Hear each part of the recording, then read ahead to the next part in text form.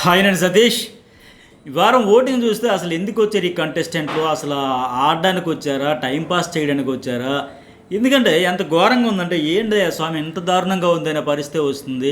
ముగ్గురు కంటెస్టెంట్లు ఏకంగా 70% voting share చేసుకుంటే, మిగిలిన ఐదుగురు కంటెస్టెంట్లు కేవలం 30% ఓటింగ్లో ఉన్నారంటే మరి అర్థమైపోతూ ఉంది కదా. అసలు ఎందుకు ఉన్నామో తెలియనట్లు ఒక్కొక్కరు ఒక్కోలాగా చేతిలో ఆటను బిస్కెట్ చేసుకుంటూ టైంపాస్ కోసం వచ్చామన్న మాదిరిగానే ఆడుతూ ఉన్నారు. అందువల్ల ఆడియన్స్తో కనెక్షన్ అయితే రావట్లేదు. ఒకప్పుడు ఎలాంటి రెబల్ స్టార్స్ వచ్చేవాళ్ళు, good or bad, positive or negative, పోనీ అట్లా ఆడేవారినేమో బిగ్ బాస్ రకరకాలుగా పంపించేస్తా ఉన్నాడు ఆడియన్స్ ఓట్లతో సంబంధం లేకుండా. పోనీ ఉన్న వాళ్ళతో ఏమైనా పోనీ వ్రతం చెడ్డ ఫలం దక్కుతుంది అంటే, ఇటు వ్రతము జడుతుంది, ఇటు ఫలము దక్కట్లా ఆడియన్స్తో అబ్బా ఎంత వేగంగా చూద్దామా, ఏగర్లు వెయిటింగ్ చేద్దామా ఈరోజు ఎపిసోడ్, ప్రోమో, ఈ గొడవ, ఈ కంటెస్టెంట్స్ అనే పరిస్థితి లేకుండా పోతుంది. అసలు మంచి ఆపర్చునిటీ కోసం ఎదురు చూస్తారు ప్రతిసారి వచ్చేటప్పుడు. ఆ రైవలరీ కావచ్చు, ఆ ఫైటింగ్ స్పిరిట్ కావచ్చు కొనసాగిస్తూ ఉంటారు. వీళ్ళు ఏంటంటే, నా జోన్లో నేను వచ్చానా, తిన్నానా, ఆ టైం పాస్ చేశానా, అలా అలా జరిగిపోయిందా, ఈ వారం ఉన్నానా, ఈ వారం గండం గట్టెక్కినా, అసలు మాలో ఒక స్కిల్ ఉంది, ఒక టాలెంట్ ఉందో, లేకపోతే మనకు మన జీలు ఉంది, ఇక్కడికి వచ్చింది టైటిల్ కొట్టడానికి, కప్పు గెలుచుకోవడానికి, ఇంతమందితో పోటీ పడి ఏదో అలా ప్రూవ్ చేసుకుంటాం అనేది ఎవరిలో కనిపించట్లా. అందుకే ఓటింగ్ అయితే ఎట్లా ఉంది. మెయిన్ ఏంటంటే, ఒక ముగ్గురు చెప్పే కదా 70% పోతే మిగతా ఐదుగురు కూడా 30%తో కూటమిట్టాడుతూ ఉన్నారు. మరి ఎవరు ఓటింగ్ ఎట్లా ఉంది, ఎవరు ఎలిమినేషన్ డేంజర్లో ఉన్నారు క్లియర్గా అర్థమైపోతూ ఉంది. వీకెండ్ వచ్చేసరికి ఈరోజు ఫ్రైడే లాస్ట్ కనుక ఈ మిడ్ నైట్ వరకు అవకాశం ఉంది కనుక ఏకంగా ఐదుగురు డేంజర్ జోన్లో ఉన్నారు. ఇది 100% వాస్తవం. అన్అఫీషియల్లో 1-2% కూడా డిఫరెన్స్ లేకుండా ఉన్నారంటే ఐదుగురిలో ఎవరైనా పోతారేమో అనేటువంటి పరిస్థితి కనిపిస్తూ ఉంది. ఇంకా ఐదుగురిలో కూడా ముగ్గురు ఇంకా రిస్క్లో ఉన్నారు. వాళ్ళు ఎవరైనా కూడా చెప్పేస్తా, ఎందుకంటే తెగ ప్రయత్నాలు చేస్తున్నారు. మాధురికి సంబంధించి కూడా డేంజర్ జోన్లో ఉండడంతో దువ్వాడ శ్రీనివాస్ అయితే రంగంలో దిగి విపరీతంగా క్యాంపెయినింగ్ చేస్తూ ఉన్నారు. సొంత జిల్లాలో, మన జిల్లా నుంచి వెళ్ళిన మొట్టమొదటి బిగ్ బాస్ కంటెస్టెంట్ అని చెప్పి కాలేజీలు కావచ్చు, వాళ్ళ గతంలో ఎలక్షన్ కోసం పనిచేసిన సోషల్ మీడియాలో మరీ అంత తీవ్ర స్థాయిలో కాదులే కానీ ఇప్పుడు కొద్దిగా ఎంతో కొంత ట్రై చేస్తూ ప్రయత్నాలు తప్పే ఉంది, ఎవరు ప్రయత్నం వాళ్ళు చేస్తున్నారు. ఇప్పుడు అది పార్ట్ ఆఫ్ గేమ్ అయిపోయింది. పిఆర్ టీమ్స్ పెట్టుకోవడం కావచ్చు, మామూలుగా ఇంతకుముందు ఏదో బ్యాక్గ్రౌండ్ ఏదో సీరియల్ ఆర్టిస్ట్ సంథింగ్ ఆ ఫ్యాన్ బేస్ కావచ్చు, మొత్తానికి హౌస్లోకి వచ్చాక ఎవరి స్థాయికి తగ్గట్టు 10 మందినో 100 మందినో 1000 మందినో 1000 మెయిల్స్ 30,000 మెయిల్స్ ఎన్నో కొన్ని పెట్టుకొని తీవ్రంగా ట్రై చేస్తున్నారు. సరే, ప్రస్తుతానికి ఎట్లా ఉందని కూడా మాట్లాడుకుంటే, వీళ్ళ ముగ్గురు గురించి ఫస్ట్ మాట్లాడే తర్వాత చెబుతా. ఇక రీతు చౌదరి అటెండ్ ఒక 8% ఉంది. వాళ్ళు ముగ్గురు తర్వాత తనూజ, కళ్యాణ్, సంజన తర్వాత ఒక 8% అయితే ఈవిడికి ఉంది. ఎట్లా ఉందంటే ఈవిడ గేమ్ కూడా ఎంతసేపు డీమోన్ చిన్న టాపిక్తో వారం అంతా గొడవలు. మనంతా డబ్బులు నువ్వు ఇవ్వాలా, నువ్వు మొత్తం అడగొచ్చు కదా అనేసి, నువ్వు అడిగితే ఇచ్చేదాన్ని కదా నామే, నువ్వు అడగకుండా ఇచ్చేస్తావు కదా ఈయన, ఇట్లా దాని గురించి అరుచుకోవడం, గొడవపడడం, అలగడం, ఏడవడం. అది అయిపోయింది. ఆ పంచాయతీ 3 రోజులు 4 రోజులు సాగదీశారనేసరికి ఈ దివ్యల మాదిరి నా గురించి వెరీ అన్హెల్దీ బాండ్స్ మీ అనేటప్పుడు ఎందుకు స్టాండ్ తీసుకోవాలి, ఎందుకు అడగలేదు, ఎందుకు నిలదీయలేదని వీళ్ళే నిలదీసుకుంటూ అరుచుకుంటూ ఈ అరుపులు, ఈ అడగడాలు, అరవడాలు ఏవో ఆవిడ మీద చేసినా బాగుండేది.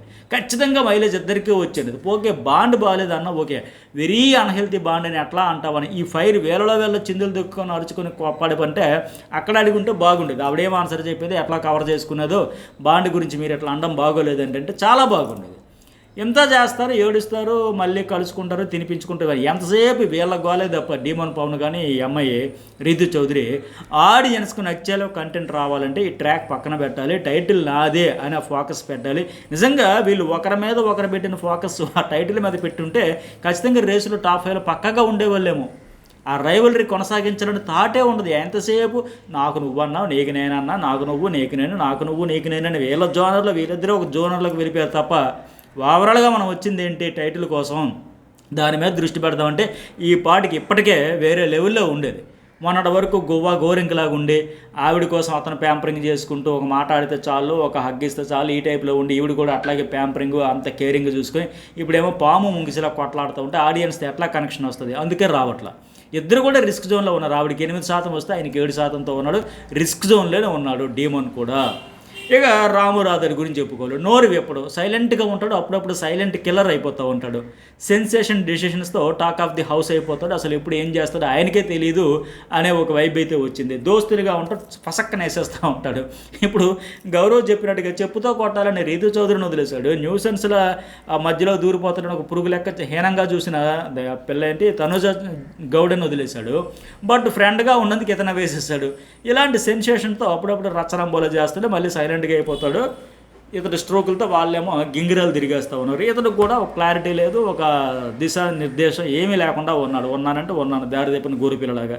ఈయన కూడా మరెందుకు కనెక్షన్ వస్తుంది ఆడియన్స్తో, ఇతనికి కూడా కనెక్షన్ లేదు. డీమన్ గురించి కూడా చెప్పే కదా.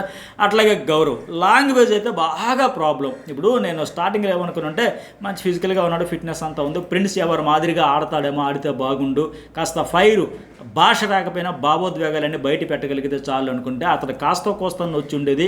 ఇతడు కంప్లీట్గా రాదు. పైగా అప్పుడు ప్రిన్స్ ఎవరికి ఏంటంటే శివాజీ ఒక అండదండగా ఉన్నాడు, కొండంత అండగా ఉండి సపోర్ట్ ఉండేది.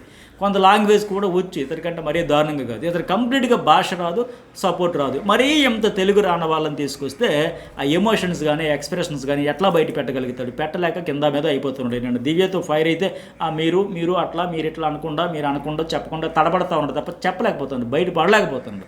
సో ఇతడు కూడా కనెక్షన్ రావట్లా.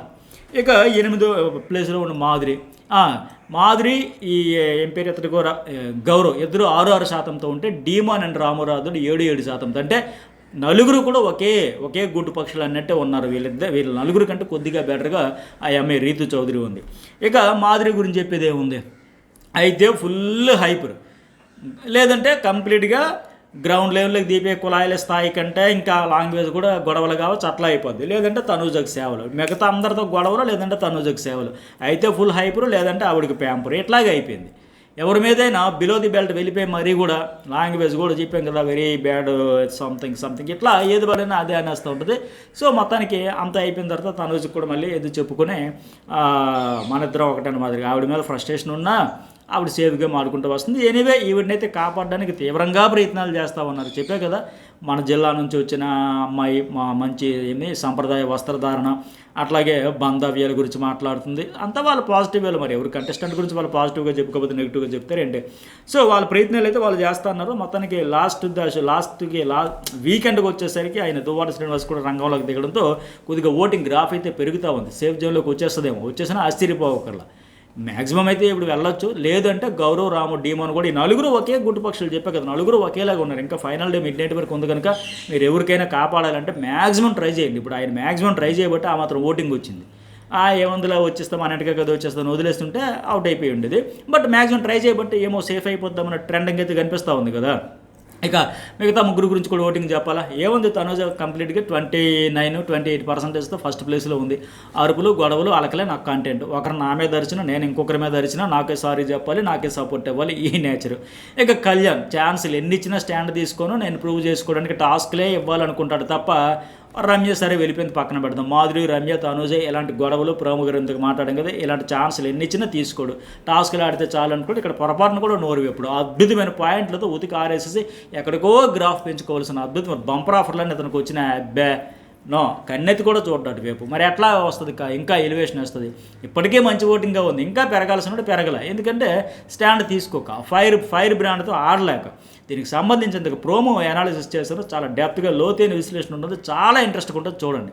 ఇక తర్వాత సంజన దొంగతనాలలో సూపర్ సీనియర్, కానీ దొంగల టాస్క్ వచ్చేసరికి ఫెయిల్యూర్ అయిపోయింది. ఆ తర్వాత ఆ టెన్షన్తో టెంపర్ లూజ్ అయిపోయి, టంగ్ లూజ్ అయిపోయి ప్రజెంట్ కామ్ గోయింగ్. ఈ వారం అంతా కంటెంట్ తక్కువ, అలా ఉన్నాను. టైం చూసుకొని కరెక్ట్గా స్ట్రాటజీతో వెళ్తారు. వెయిటింగ్ పీరియడ్లో ఉంది, వెయిటింగ్ లిస్ట్లో ప్రస్తుతానికి సేఫ్ జోన్లో ఉంది, ఒక 17%. సో ఇది ఓటింగ్ అనాలిసిస్. మరి మీకేమనిపించింది మెసేజ్ పెట్టండి, లైక్ చేయండి. జర్నలిస్ట్ అడ్డిస్ అండ్ న్యూస్ బోల్ 2 ఛానల్స్ ఇంతవరకు సబ్స్క్రైబ్ చేసుకోకపోతే సబ్స్క్రైబ్ అయితే చేసుకోండి. ఫస్ట్ అప్డేట్స్ 100% కాన్ఫిడెన్షియల్ ఇన్ఫర్మేషన్ పక్కగా న్యూస్ బోల్ అండ్ జర్నలిస్ట్ అడ్డిస్ ఛానల్స్లోనే వస్తాయి.